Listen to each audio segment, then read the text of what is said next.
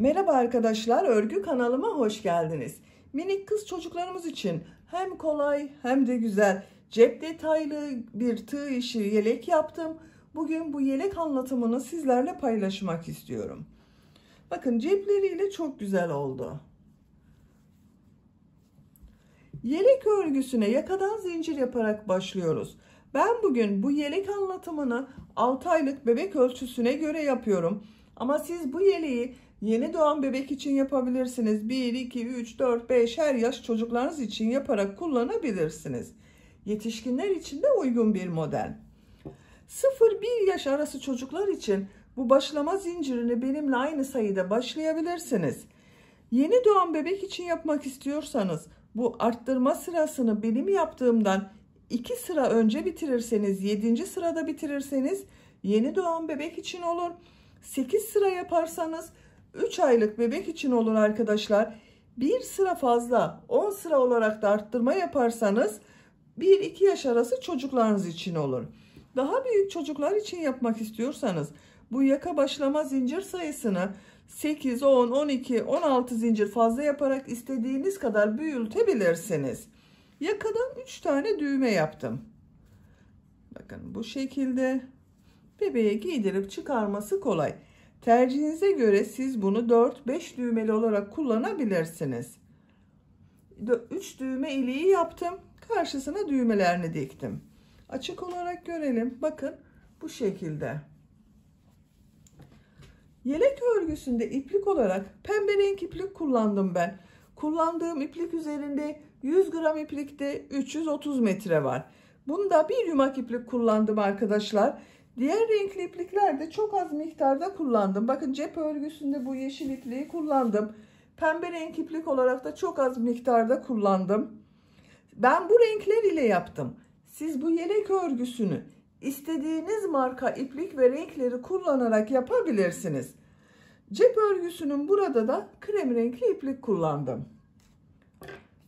Yelek örgüsünde tığ olarak ben bugün bu tığı kullandım. 5 numara 3 milimetre tığ. Elimin sıklığına göre bu tığı kullandım. Yumuşak bir örgü elde ettim. Sizin eliniz sıkıysa yaptığınız örgü hem çok sert olur hem de benim yaptığımdan daha küçük olur arkadaşlar. Eliniz sıkıysa 3,5-4 milimetre tığları kullanırsanız daha güzel olur. Düğmeleri söyledim zaten. 3 adet düğme kullandım. Yelek ölçülerini videonun sonunda ölçüyorum. Oraya bakabilirsiniz. İpliği tığ hazırlayalım. Hep birlikte bu kolay ve güzel yelek örgüsüne başlayalım. Örgü kanalıma abone değilseniz abone olmayı unutmayın lütfen. Örgü kanalıma abone olmak ücretsiz. Örgü kanalıma ücretsiz abone olup orada bulunan zil şeklini dokunarak açık yaparsanız kanalıma video yüklediğim zaman ilk önce size bildirim gelir. Örgülerimden herkesten önce sizin haberiniz olur. İzlediğiniz videolarıma beğeni ve yorumlarınızı yaparsanız çok sevinirim arkadaşlar. Hepinize kolay gelsin. İyi çalışmalar.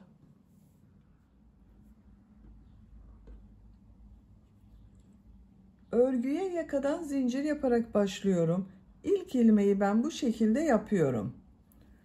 Zincirleri yapmaya başlıyorum. Çok sıkı zincirler yapmıyorum. Bakın bu şekilde çok sıkı olmayan zincirler yapıyorum. 68 zincir yapalım. 68 zincir yaptım. Çok sıkı zincirler yapmadım. Bu 68 zincirin kaç santimetre olduğunu ölçüyorum. 28 santimetre zincir uzunluğu var. Benim elimin sıklığına göre 28 santimetre için 68 zincir yaptım arkadaşlar. Sizin eliniz sıkıysa daha fazla zincir yapmanız gerekebilir. 3 zincirde dönüş için yapıyorum. 1, 2, 3.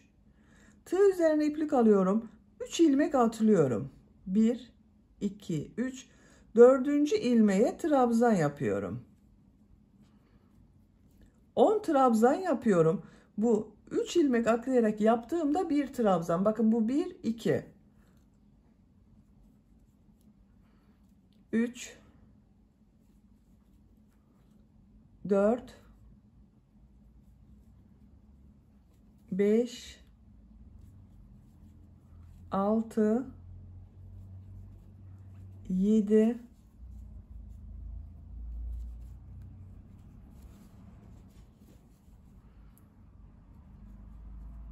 8,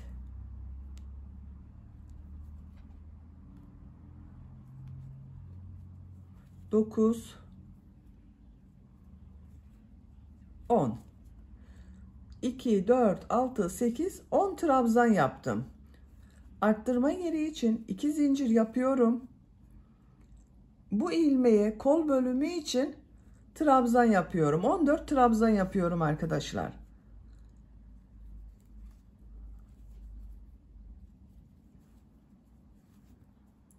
...14 trabzanı yapalım. Kol bölümü için 14 trabzan yaptım. 2, 4, 6, 8, 10, 12, 14. Arttırma yeri için 2 zincir yapıyorum. 20 trabzan yapıyorum.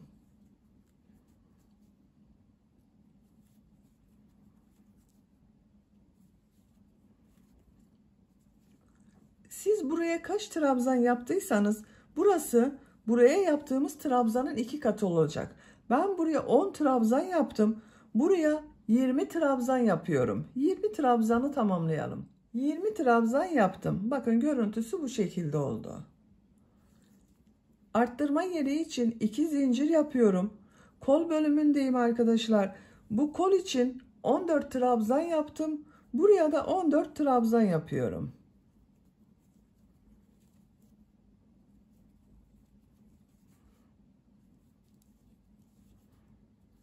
...14 trabzanı tamamlayalım. Diğer kol bölümü için 14 trabzan yaptım. Arttırma yeri için 2 zincir yapıyorum. 10 trabzan yapıyorum.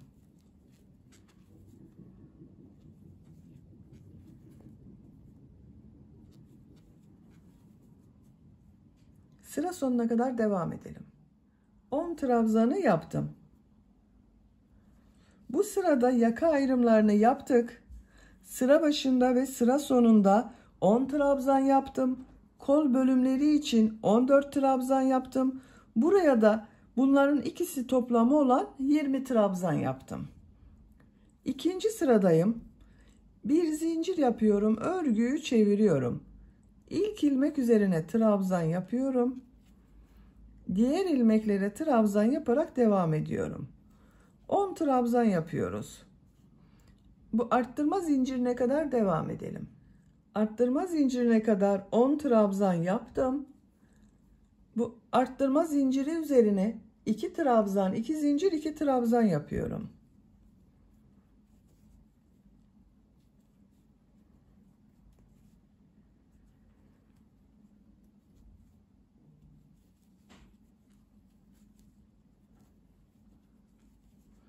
İki trabzan, 2 zincir, 2 trabzan yaptım. Kol bölümünde 14 trabzan yaptım arkadaşlar. 14 trabzan yapıyorum.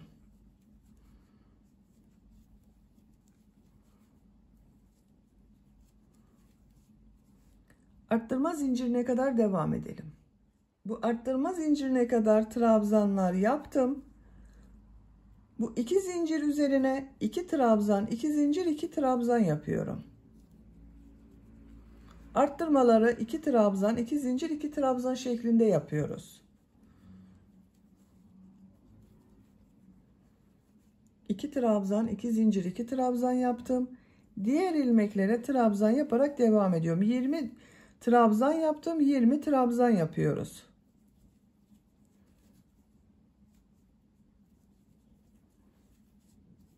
Buraya kadar devam edelim. Arttırma zincirine kadar trabzanlar yaptım. Buraya 2 trabzan, 2 zincir, 2 trabzan yapıyorum.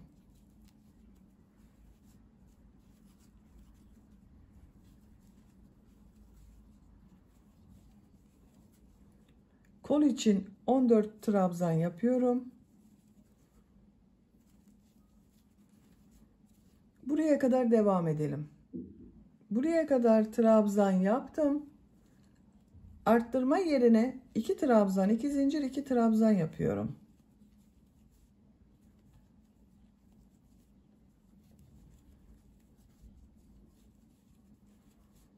Bu 10 ilmek üzerine 10 trabzan yapıyorum. Sıra sonuna kadar devam edelim.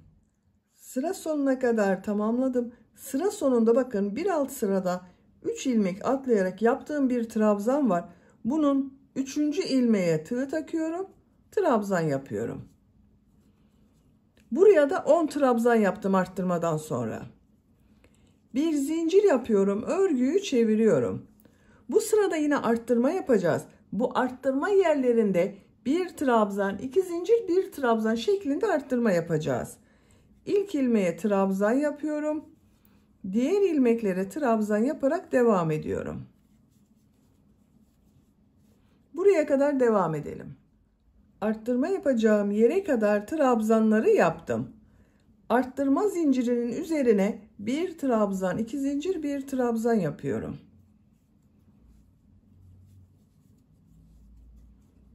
Diğer ilmeklere trabzan yaparak devam ediyorum. Arttırmayı bir trabzan, 2 zincir, bir trabzan şeklinde yaptım. Buraya kadar devam edelim. Arttırma yerine kadar trabzanları tamamladım. Buraya yine bir trabzan, 2 zincir, bir trabzan yapıyorum.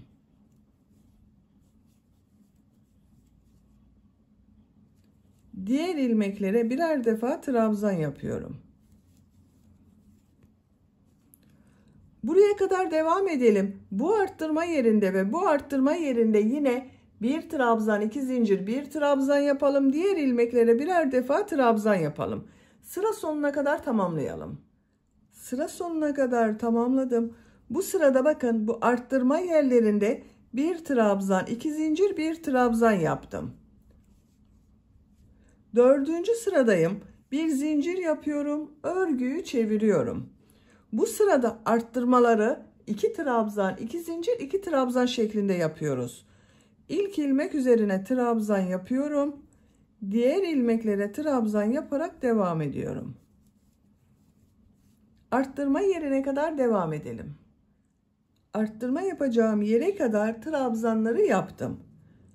Arttırma zincirinin üzerine 2 trabzan, 2 zincir, 2 trabzan yapıyorum.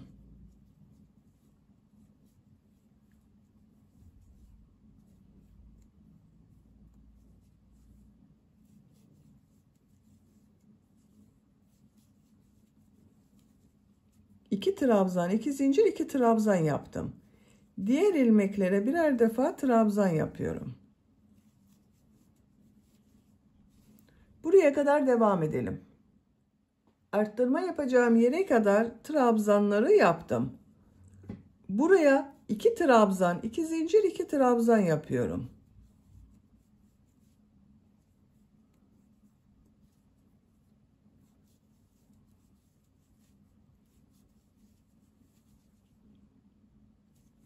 Diğer ilmeklere birer defa trabzan yapıyorum.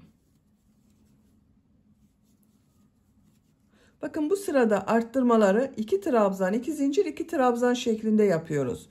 Bu arttırma yerinde ve bu arttırma yerinde de 2 trabzan, 2 zincir, 2 trabzan yapalım. Diğer ilmeklere birer defa trabzan yapalım. Sıra sonuna kadar tamamlayalım. Sıra sonuna kadar tamamladım. Bakın arttırma yerlerinde 2 trabzan, 2 zincir, 2 trabzan yaptım. Diğer ilmeklere birer defa trabzan yaptım. 4. sırayı bitirdik.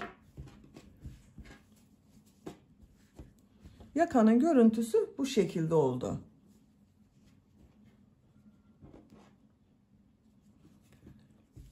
Beşinci sıradayım. Bir zincir yapıyorum. Örgüyü çeviriyorum. İlk ilmeğe trabzan yapıyorum. Diğer ilmeklere trabzan yaparak devam ediyorum. Arttırma yerine kadar devam edelim. Arttırma yapacağım yere kadar trabzan yaptım. Arttırma yerine bu sırada bir trabzan, 2 zincir, bir trabzan yapıyorum.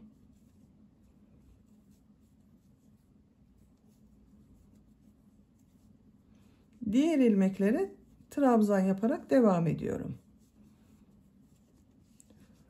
Arttırmalar bu şekilde devam edecek arkadaşlar. Bir sırada bir trabzan, 2 zincir, bir trabzan şeklinde arttırma yapıyoruz. Bir sonraki sırada 2 trabzan, 2 zincir, 2 trabzan yapıyoruz. Bakın 5. sıradayım. Bir trabzan, 2 zincir, bir trabzan şeklinde arttırma yaptım. 6. sırada 2 trabzan, 2 zincir, 2 trabzan. 7. sırada 1 trabzan, 2 zincir, 1 trabzan. 8. sırada 2 trabzan, 2 zincir, 2 trabzan. 9. sırada yine 1 trabzan, 2 zincir, 1 trabzan şeklinde arttırmalar yapacağız. Yapacak olduğunuz çocuğun büyüklüğüne göre bu dönüşümlü olarak arttırmaları yaparak yakanın örgüsünü tamamlayalım. Roba örgüsünü arttırmalar yaparak 9 sıra tamamladım. Bir sırada 2 trabzan, 2 zincir, 2 trabzan yaptım. Bir sırada 1 trabzan, 2 zincir, 1 trabzan şeklinde arttırma yaptım. 1, 2, 3, 4, 5, 6, 7, 8, 9. Santimetre olarak ölçüyorum. 10 santimetre yükseklik var. Şu şekilde katlıyorum. Bakın arkadaşlar, böyle. Benim yapacağım ölçü için yeterli. Siz bir beden büyük olsun istiyorsanız bir sıra daha arttırma sırası yapabilirsiniz. 10 sıra olarak tamamlayabilirsiniz. Küçük yapmak istiyorsanız da benim yaptığımdan bir sıra önce bitirirseniz daha küçük ölçüde olur. 10. sıradayım. 10. sırada kol ve gövde bölümünü birbirinden ayırıyorum. Artık örgüye gövdenin örgüsüyle devam ediyorum. Bir zincir yapıyorum, örgüyü çeviriyorum. Bir sıra trabzan sırası yapıyorum.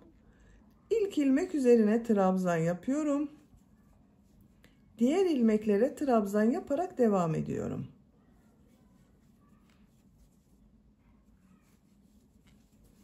Buraya kadar devam edelim. Arttırma yapacağım yere kadar trabzanlar yaptım. Bu 2 zincir üzerine 2 trabzan yapıyorum. Kol altı için bir zincir yapıyorum. Tığ üzerine iplik alıyorum. Kolda bulunan bütün ilmekleri atlıyorum. Arttırma yerine 2 trabzan yapıyorum. Diğer ilmeklere trabzan yaparak devam ediyorum. Bakın, kol bölümünü ayırdım. Ön ve arka bölümü birleştirdim. Buraya kadar devam edelim. Arttırma zincirine kadar trabzanları yaptım. Buraya 2 trabzan yapıyorum. Kol altı için bir zincir yapıyorum. Tığ üzerine iplik alıyorum. Kolda bulunan bütün ilmekleri atlıyorum. Arttırma zincirinin üzerine 2 trabzan yapıyorum. Bakın, diğer kolu da burada ayırdık. Diğer ilmeklere birer defa trabzan yapıyorum. Sıra sonuna kadar devam edelim. Sıra sonuna kadar tamamladım. Bu sırada bakın, kol ve gövde bölümünü birbirinden ayırdım. Ön ve arka bölümü birleştirdim. Artık örgü gövdenin örgüsüyle devam edecek. Bu sırada model yerleştirmeye başlıyorum. Bir zincir yapıyorum. Örgüyü çeviriyorum. İlk ilmeğe trabzan yapıyorum. Tığ üzerine iplik alıyorum. İkinci ilmeğe 2 trabzan yapıyorum.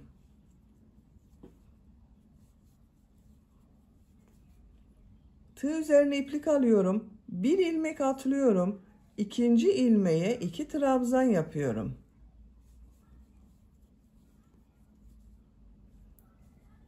Bir ilmek atlıyorum. 2 trabzan yapıyorum. Aynı ilmeğe 2 trabzan yapıyoruz. Bir ilmek atlıyorum. 2 trabzan yapıyorum. Çok kolay arkadaşlar model. Bu şekilde sıra sonuna kadar devam edelim. Sıra sonuna kadar tamamladım. Son ilmeğe bir trabzan yapıyorum. Bu sırada bir ilmeğe 2 trabzan yaptık. Bir ilmek atladık. Bir ilmeğe 2 trabzan yaptık. Model bu arkadaşlar. Bir zincir yapıyorum. Örgüyü çeviriyorum. İlk ilmek üzerine trabzan yapıyorum. Tığ üzerine iplik alıyorum.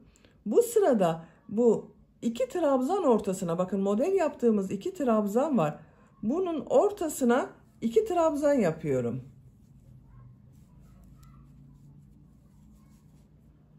Tığ üzerine iplik alıyorum. Bu iki trabzanın ortasına iki trabzan yapıyorum.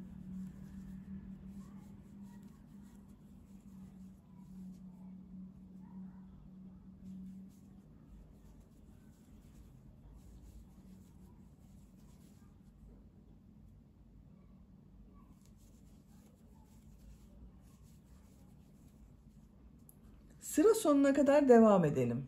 Sıra sonuna kadar tamamladım. Son ilmeğe bir trabzan yaptım. Bir zincir yapıyorum. Örgüyü çeviriyorum. İlk ilmek üzerine trabzan yapıyorum. Sıra başında ve sıra sonunda bir trabzan yapıyoruz bakın. Yine bu iki trabzanın ortasına iki trabzan yapıyorum.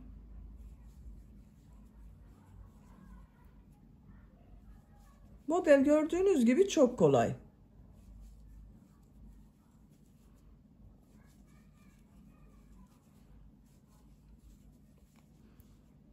Bu şekilde devam edeceğiz arkadaşlar. Sıra sonuna kadar devam edelim. Bir zincir yapıp geriye dönelim. Modelleri tekrarlayarak örgüye devam edeceğiz.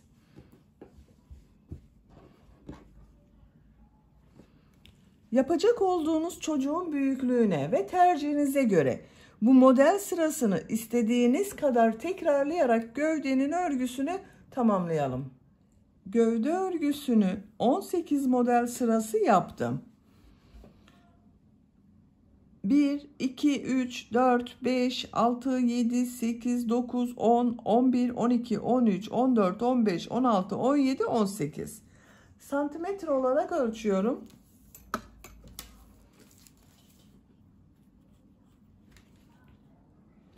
18 santimetre yükseklik var. Tercihinize göre siz bunu 1-2 sıra devam edebilirsiniz veya 1-2 sıra eksik yapabilirsiniz. Bakın görüntüsü bu şekilde oldu.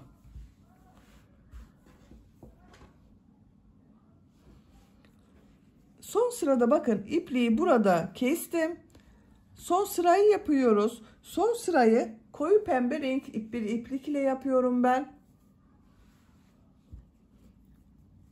Bu son ilmekten ipliği bağlıyorum. Sizin burada da bitmiş olabilir. Hiç fark etmez arkadaşlar. Buradan bağlıyorum bakın. İlmek yapıyorum. Sağlamlaştırdım. Bu ilk ilmek üzerine bir sık iğne, 2 zincir, bir sık iğne yapıyorum. Bir ilmek atlıyorum. İkinci ilmeğe bir sık iğne, 2 zincir, bir sık iğne yapıyorum. Bir ilmek atlıyorum. Bir sık iğne, 2 zincir, bir sık iğne yapıyorum. İplik ucunda bakın içinde tutuyorum. Bu şekilde model yapıyoruz. Sıra sonuna kadar devam edelim. Sıra sonuna kadar pıtırcık modellerini yaptım. Bakın görüntüsü böyle oldu. Ön patlardayım. Ön patta da pıtırcık modeli yapıyorum. Bakın bu ilk ilmeğe bir sık iğne, 2 zincir, bir sık iğne yapıyorum. Bir ilmek atlıyorum. Bir sık iğne, 2 zincir, bir sık iğne yapıyorum. Trabzan boşluğunu atlıyorum. Bir sık iğne, 2 zincir, bir sık iğne yapıyorum. Bu ilmeğe de bir sık iğne, 2 zincir, bir sık iğne yapıyorum. Trabzan boşluğunu atlıyorum. Bir sık iğne, 2 zincir, bir sık iğne yapıyorum. Bu ön patta bu yakanın buraya ben düğme iliği yapmak istiyorum. Onun için bakın bu kol ayrımı yaptığım bu sıra var. Buraya kadar pıtırcık modelleri yaparak devam edelim. Pıtırcık modelleri yaparak buraya kadar tamamladım. Bakın kol ayrımını yaptığım sıradayım. Görüntüsü böyle oldu. Buraya 3 tane düğme iliği yapmak istiyorum. İşaretleri yapalım. Birisini bakın bu kol ayrımı yaptığım sıraya yapıyorum. İkincisini yaka başlangıcına buraya yapıyorum. Üçüncüsünde ikisinin ortasına. Bakın şu şekilde katladım. Ortaya gelen yere üçüncü düğmeyi yapıyorum. Yerlerini işaretledik. Siz isterseniz 4 veya 5 düğme yapabilirsiniz. Onun için bakın birisini buraya, birisini buraya yapabilirsiniz. İşareti çıkarıyorum. Bakın ilk işareti. En son pıtırcık modeli yaptım. Buraya bir sık iğne yapıyorum. Düğme iliği için 7 zincir yapıyorum.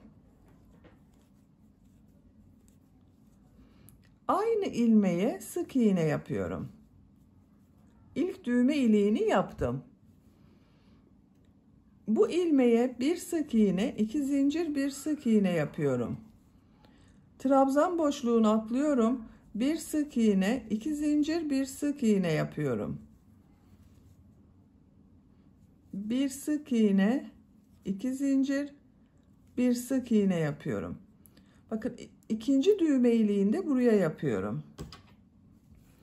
Buraya 1, 2, 3 pıtırcık modeli yaptım. Bir sık iğne yapıyorum. Düğme iliği için 7 zincir yapıyorum. Sık iğne yapıyorum. İkinci düğme iliğini yaptım. Bir ilmek atlıyorum. Bir sık iğne, 2 zincir, bir sık iğne yapıyorum. Bir ilmek atlıyorum. Bir sık iğne, 2 zincir, bir sık iğne yapıyorum. Trabzan boşluğunu atlıyorum. Bir sık iğne, 2 zincir, bir sık iğne yapıyorum. Bakın bu iki düğme iliği arasına 3 pıtırcık yaptım. Buraya da 3 pıtırcık modeli yaptım. Üçüncü düğme iliğini bu yaka başlangıcına yapıyorum. Bir sık iğne yapıyorum. Düğme iliği için 7 zincir yapıyorum. Aynı ilmeğe sık iğne yapıyorum. 3 düğme iliğini yaptık. Yakanın çevresinde de pıtırcık modelleri yaparak devam ediyorum. Bu ilk ilmeğe bir sık iğne, 2 zincir, bir sık iğne yapıyorum. Bir ilmek atlıyorum. Bir sık iğne, 2 zincir, bir sık iğne yapıyorum. Bir ilmek atlıyorum. Bir sık iğne, 2 zincir, bir sık iğne yapıyorum. Bakın bu şekilde. Yaka çevresinde pıtırcık modelleri yapalım. Diğer ön patta da burada yaptığımız gibi pıtırcık modelleri yapacağız. Buraya kadar tamamlayalım. Buraya kadar pıtırcık modelini yaptım. Son pıtırcık modelini burada yaptığım bakın ilmek ile ilmek kaydırma yaparak birleştiriyorum. İpliği kesiyorum. İlmek içinden çekiyorum. Bakın bu ön patta da pıtırcık modelleri yaptım. Yaka çevresinde de pıtırcık modelleri yaptım. Bakın çok güzel oldu arkadaşlar. Tırtıklı bir görüntü elde ettik. Şimdi kol örgüsünü yapalım. Kol örgüsüne kol altından başlıyorum. Yine bu koyu pembe renk iplik ile yapıyorum.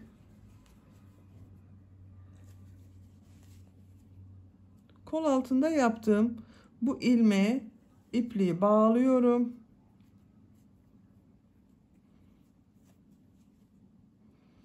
Buradan bir ilmek yapıyorum.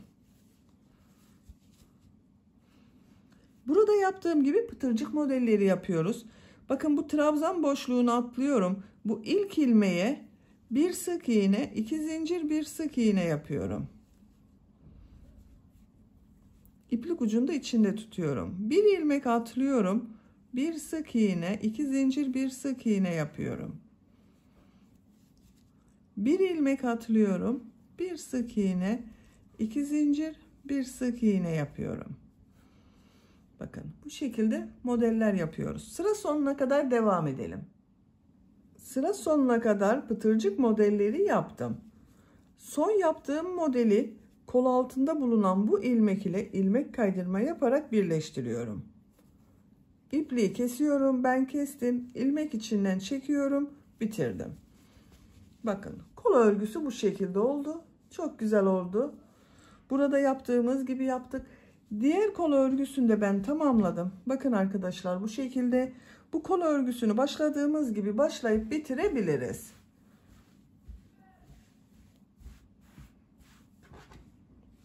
Şimdi bu yelek örgüsünü bitirdim. Bunun buraya 2 tane cep yapmak istiyorum. Bir buraya, bir buraya. O cep örgülerini de yapalım. Bu yeleğe dikeceğiz arkadaşlar. İlk önce sihirli halka yapıyorum. Sihirli halkayı bilmeyen arkadaşlar için gösteriyorum. Bakın ipliği şu şekilde tutuyorum. Parmağımın üzerine bir defa doladım. Parmağımın üzerinde bir halka oluştu. Buna tığ takıyorum. İplik aldım, içinden çektim. Parmağımdan çıkarıyorum. Bir zincir yapıyorum, sağlamlaştırdım. Bakın sihirli halkayı yaptım. 3 zincir yapıyorum. Tığ üzerine iplik alıyorum. 2 trabzan yapıyorum. Bu sıra başında yaptığım 3 zincirde 1 trabzan, bununla 3 trabzan olacak. 3 trabzan yaptım. 2 zincir yapıyorum. 3 trabzan yapıyorum.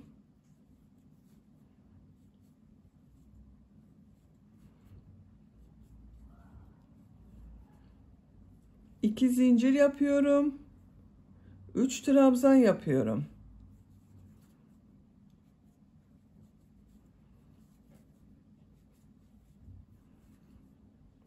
İki zincir yapıyorum. 3 trabzan yapıyorum.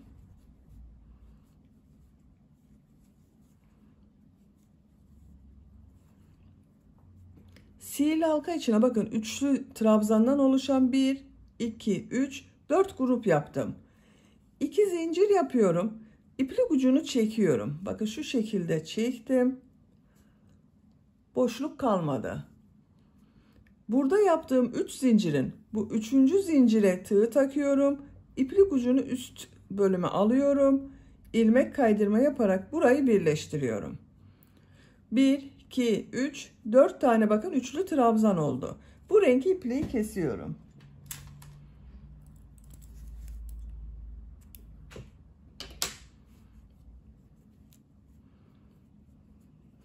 Bakın orta bölümü hazırladık.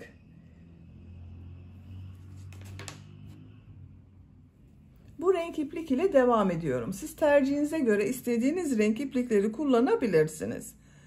Bu 2 zincirin herhangi birinden başlayabilirsiniz. Bu 2 zincirli boşluğa bir ilmek yapıyorum. Bakın bu renk iplik ile 3 zincir yapıyorum. Bu 3 zincir bir trabzan oluyor. Tığ üzerine iplik alıyorum. Buraya 2 trabzan yapıyorum.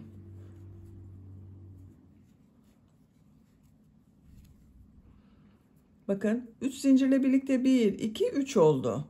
Tığ üzerine iplik alıyorum. Bu sırada bu 2 zincirlerin üzerine 3 trabzan, 2 zincir, 3 trabzan yapacağız. Bu ilk başta yaptığımın yarısını yapıyorum bakın. Sıra sonunda buraya yine 3 trabzan yapacağız, 2 zincir yapacağız. Tığ üzerine iplik alıyorum. İplik ucunda şu şekilde içte tutuyorum. Bu 2 zincirli boşluğa 3 trabzan, 2 zincir, 3 trabzan yapıyorum.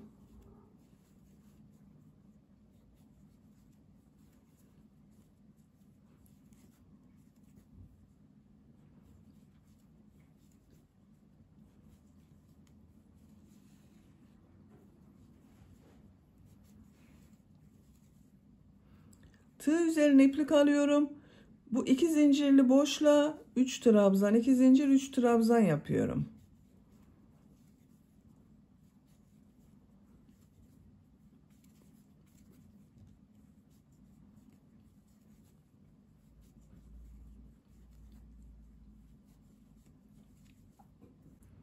Tığ üzerine iplik alıyorum. 2 zincirli boşluğa 3 trabzan, 2 zincir, 3 trabzan yapıyorum.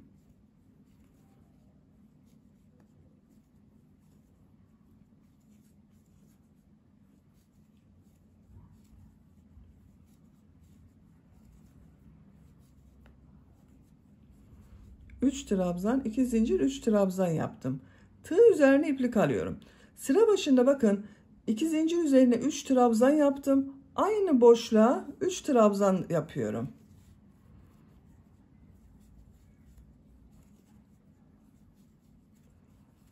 Üç trabzanı yaptım. Zincir yapmıyorum burada. Tığ üzerine iplik alıyorum. Bakın burada 3 zincir yaptım. Bu 3. zincir üzerine tığ takıyorum. İplik aldım. Çekiyorum. Hepsini içinden bir defada çekiyorum. Bakın burada bir zincir şekli oluşturduk. 1, 2, 3, 4 tane üçlü gruptan oluşan bakın grup yaptık arkadaşlar. Bu ipliği kesiyorum.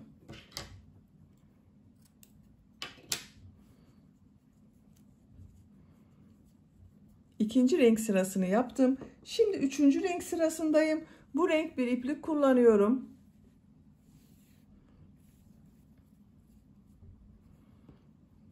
Yine herhangi bir iki zincirli boşluktan başlayabilirsiniz. Bakın buradan başlayalım bunu da. İlmek yapıyorum. 3 zincir yapıyorum. Tığ üzerine iplik alıyorum. Buraya 2 trabzan yapıyorum. 3 zincirle birlikte bakın 3 trabzan oldu. Tığ üzerine iplik alıyorum. Bu sırada bakın bu boşluğa da trabzanlar yapıyoruz. Yine üçlü trabzan yapıyorum. 3 tane trabzan yapıyorum. 1 2 3. Bu 2 zincir yaptığımız yerlere 3 trabzan, 2 zincir, 3 trabzan yapacağız. Bu ortada bulunan boşluklara da 3 trabzan yapacağız. Tığ üzerine iplik alıyorum. Bakın iplik ucunu da içinde tutuyorum. Buraya 3 trabzan, 2 zincir, 3 trabzan yapıyorum.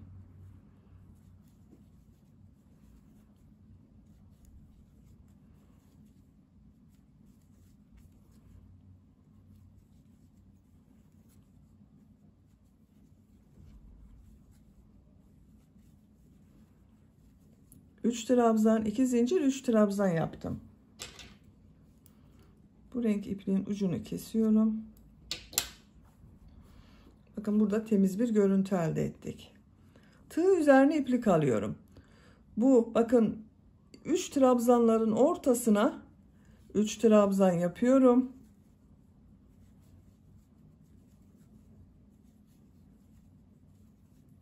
Tığ üzerine iplik alıyorum.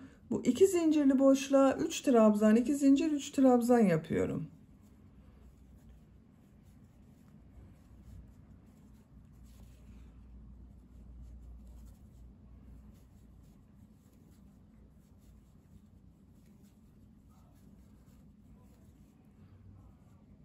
Buraya 3 trabzan yapıyorum.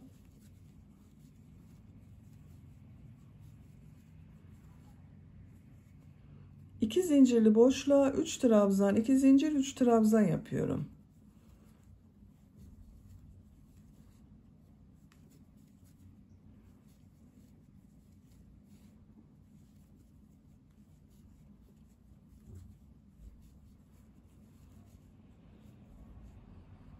Üç trabzan yapıyorum.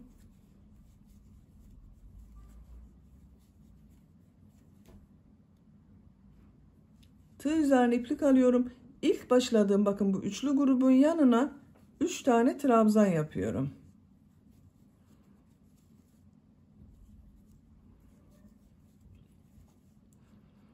Tığ üzerine iplik alıyorum. Bu üçüncü zincire tığ takıyorum.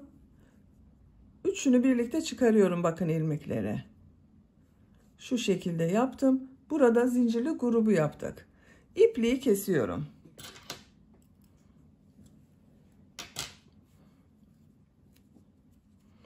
Bakın arkadaşlar bu şekilde oldu.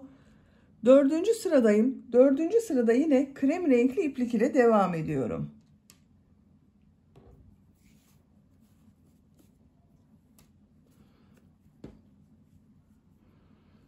Bu iki zincirli boşluktan ipli ilmek yapıyorum. 3 zincir yapıyorum. Tığ üzerine iplik alıyorum. 2 trabzan yapıyorum.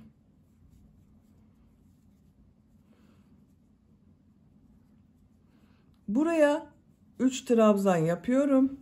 Bakın bu sırada bu köşelerden başka buralara bakın 2 yere 3'er trabzan yapacağız.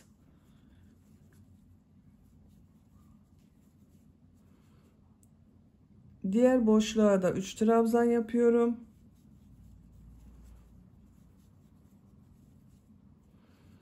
Bu 2 zincirli boşluğa 3 trabzan, 2 zincir, 3 trabzan yapıyorum.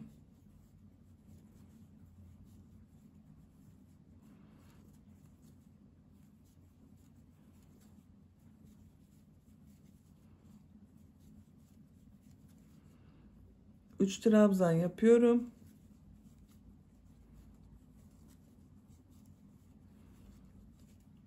Bakın arkadaşlar, bu şekilde oluyor. Köşelere 3 trabzan, 2 zincir, 3 trabzan yapıyoruz.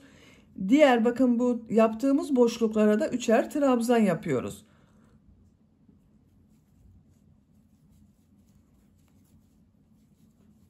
Biraz hızlı yapıyorum.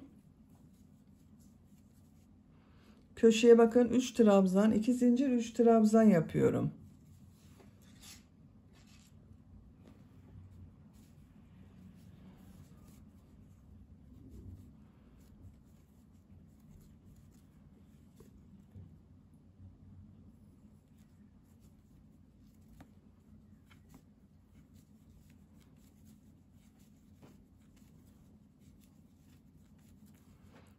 Üç trabzan yapıyorum.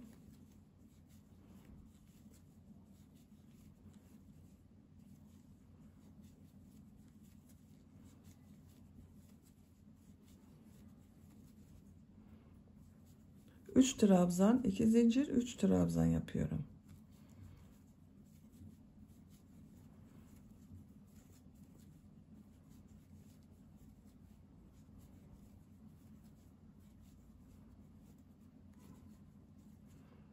Üç trabzan yapıyorum.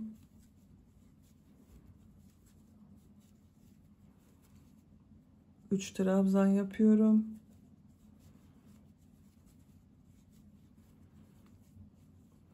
Bakın son gruba, buraya da başladığım gruba da 3 trabzan yapıyorum.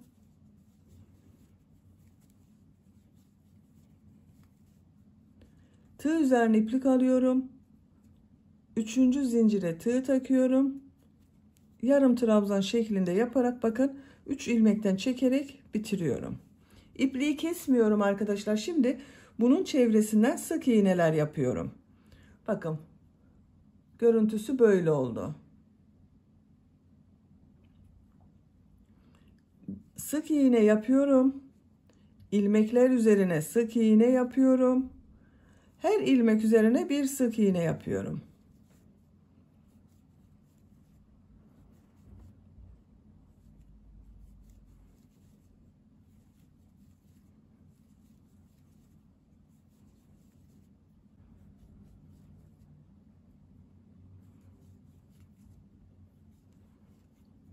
İlmekler üzerine birer defa sık iğne yaptım.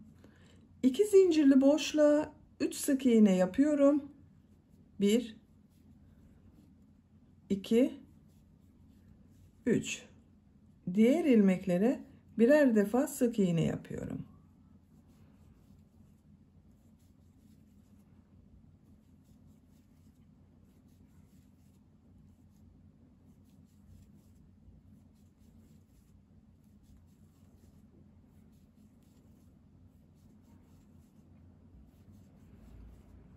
Bu 2 zincir üzerine 3 sık iğne yapıyorum. Diğer ilmeklere birer defa sık iğne yapıyorum. Bakın görüntüsü bu şekilde arkadaşlar. Buraya kadar birer defa sık iğne yapalım. 2 zincir üzerine 3 sık iğne yapalım. Buraya kadar devam edelim. Buraya kadar sık iğneleri yaptım. Bakın 2 zincirler üzerine 3'er sık iğne yaptım. Başlangıçta bakın buraya bir sık iğne yaptım. 2 sık iğne daha yapıyorum. 3 sık iğne oluyor. İlk yaptığım bu ilmek ile ilmek kaydırma yaparak sırayı birleştiriyorum. Bakın bu şekilde oldu. İpliği kesiyorum.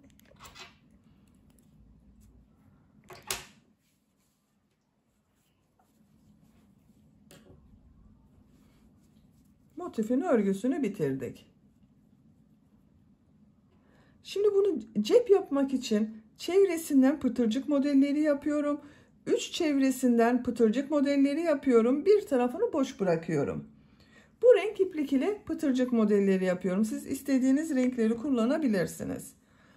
Bakın buradan herhangi bir yerden başlayabilirsiniz. Köşeden arkadaşlar. 3 sık iğne yaptım bu zincirler üzerine. Ortada bulunan ilmeğe tığ takıyorum. Pembe renkli iplik ile ilmek yapıyorum. Bir zincir yaptım, sağlamlaştırdım. Bakın bu ilmek üzerine bir sık iğne, 2 zincir, bir sık iğne yapıyorum. Pıtırcık modeli yapıyorum. Bir ilmek atlıyorum. İkinci ilmeğe bir sık iğne, 2 zincir, bir sık iğne yapıyorum. Bir ilmek atlıyorum. Bir sık iğne, 2 zincir, bir sık iğne yapıyorum. Bir ilmek atlıyorum. Bir sık iğne, 2 zincir, bir sık iğne yapıyorum. Bakın bu şekilde oluyor. Devam edelim. Buraya kadar tamamlayalım. Cep örgüsünün çevresinden pıtırcık modelleri yaptım. Buraya kadar tamamladım. İpliği kestim. Bir tarafını boş bıraktım. Bakın burası açık kalacak arkadaşlar. Bu 3 tarafını yeleğe dikeceğiz. Bunun aynısından bir tane daha yapalım. Bakın ben diğerini de hazırladım. Aynı ölçüde yaptım. Yeleğimizi alıyorum. Bakın bu şekilde yeleğin buraya dikeceğiz arkadaşlar bu cepleri. Bakın bu şekilde dikince çok güzel olacak. İğneye krem renkli iplik taktım. Ucuna düğüm yapıyorum. Bu cep örgüsünün birisini bakın buradan başlayacağız dikmeye. İlmek yapıyorum. İplik arasından geçirdim sağlam olsun diye. İğnenin ucunu diğer tarafa çekiyorum. Nereye dikeceğime bakıyorum.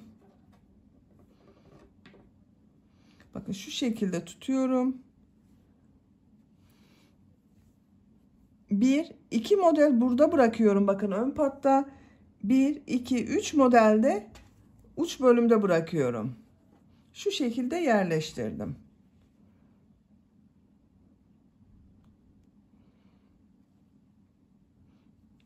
Bakın bu şekilde dikiyorum.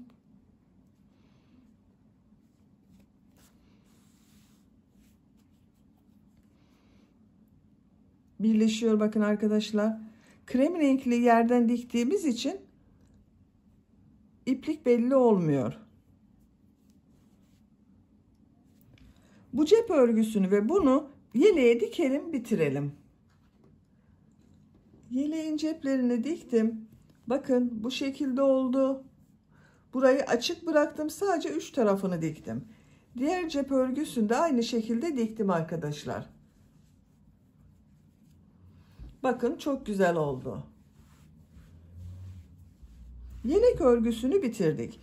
Düğmeleri de bakın bu düğme ilikleri yaptık. Bunun tam karşısına 3 tane düğme dikeceğiz. Sonra kullanıma hazır. Bitmiş olarak size ölçülerini söylüyorum. Kol altının buradan gövde genişliği 25 santimetre. Yüksekliğini ölçüyorum. Kol altından yükseklik 19 santimetre. Omuzdan yükseklik 31 santimetre. 6 aylık bebek için güzel bir ölçü oldu. Açık olarak görelim. Bakın arka görüntüsü bu şekilde. Kız çocuklarımızın seveceği bir yelek yaptık arkadaşlar. Sıcacık tutacaktır kışın. Beni dinlediğiniz ve izlediğiniz için hepinize çok teşekkür ederim. Örgü kanalıma abone değilseniz abone olmayı unutmayın lütfen. Örgü kanalıma abone olmak ücretsiz. Örgü kanalıma ücretsiz abone olup orada bulunan zil şeklini dokunarak açık yaparsanız kanalıma video yüklediğim zaman ilk önce size bildirim gelir. Örgülerimden herkesten önce sizin haberiniz olur. İzlediğiniz videolarıma beğeni ve yorumlarınızı yaparsanız çok sevinirim arkadaşlar. Sizlerle yeni örgülerde görüşmek dileğiyle. Hoşça kalın, sevgiyle kalın.